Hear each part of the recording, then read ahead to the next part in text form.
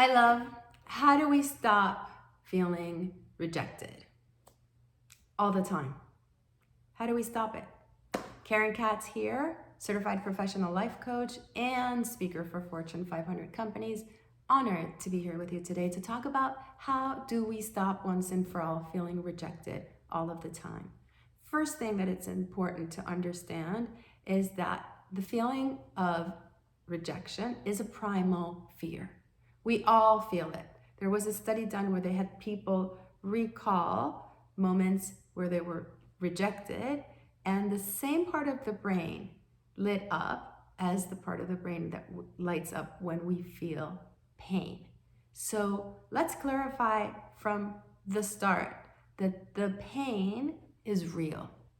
The pain is real, and it is particularly real for empaths.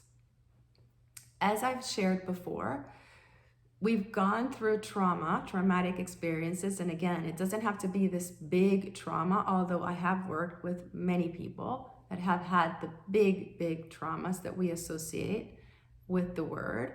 Traumatic experiences are anything that is an overload to our nervous system, our sensitive, not weak nervous system. So anything that created an overload was a traumatic experience that created a wound. And those wounds, because they weren't visible, they weren't like a cut or a broken bone, we didn't tend to them. Nobody helped us tend to them. So we're walking around with these wounds, just like broken bones or deep cuts that, as clients have told me, they've been festering for years. So of course we're going to be hypersensitive to care for them, or to be careful if anything that happens that comes even close to it, we're going to jump. So this is what's happening. We're walking around with these wounds, not visible, but they're there, and they've been there for decades. So somebody tells us something, somebody, a friend, a partner, a child, somebody says something, does something, and it comes close, resembles any of those old wounds, and we're gonna jump. We're gonna react to it.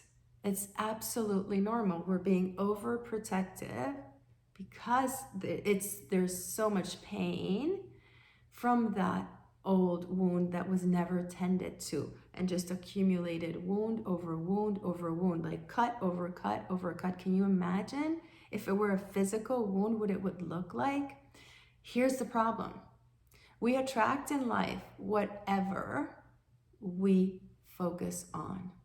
We attract in life more of what we are focused on. Our focus is on that pain, that wound, that fear of rejection. Whether I'm saying yes to it or I'm saying no to it doesn't really matter. My focus is still on it. The law of attraction, and we lived in an attraction-based universe, works this way, like Google. If we type in Google tomatoes, what pictures are we going to get? Ton of pictures of tomatoes. If we type in Google no tomatoes, what pictures are we going to get? Tomatoes. It doesn't matter if we say yes to it or no to it. Our focus is still on it. And where is your focus? I know mine was constantly, and I need to be careful with this. I'm afraid of being humiliated. I'm afraid of being shamed. I'm afraid of the pain. I'm afraid of being rejected. I don't want to be rejected. So I'm saying no to rejection, but I'm still focused on the rejection. And it's kind of like a self-fulfilling prophecy. I'm attracting more and more and more situations that will show me what my focus is. Rejection. So how do we stop it? There's no way around it, love. It's healing. There is no way around it. We've got to do the healing work. We've got to heal those wounds that have been festering there for ages. And yes, if it would have been a broken bone, we would have tended to it, put a cast on it, taken care of it, and 6 weeks later we would have been better. But these emotional wounds, we never tended to. We never tended to them. And we need to do the healing work. I love teaching about manifestation and law of attraction. After working with so many empaths, it is clear to me that manifestation is our jam. We can manifest whatever it is that we want. I've seen it all. Houses, relationships, health, money, job situations, debt that was owed for over 2 years being paid off. I have seen it all when it comes to empaths manifesting like magic. But we can't do it until we do the healing work. The healing work is key. We cannot attract what we want, the love, the abundance, the respect, feeling valued, feeling appreciated, if we have this deep sense of unworthiness, this feeling that we're not good enough, that we're not deserving. If you want to see what the healing process really entails and you want to get started on it, check out the link below where I created a free training for you. The most important thing to remember, love, is that if we would have had a physical wound, a cut, a broken bone, we would immediately tend to it. We would do what it needs to tend to it.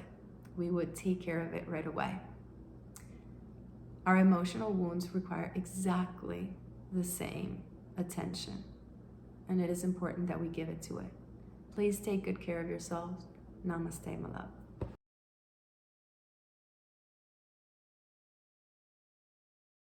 A lot of fun left in me.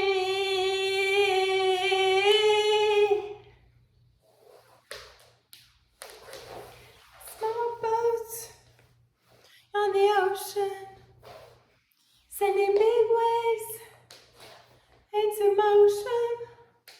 Like a single word can make a heart open. I might only have one match, but I can make an explosion. 'Cause I still got a lot of fight left in me. 'Cause I still got a lot of fight left in me.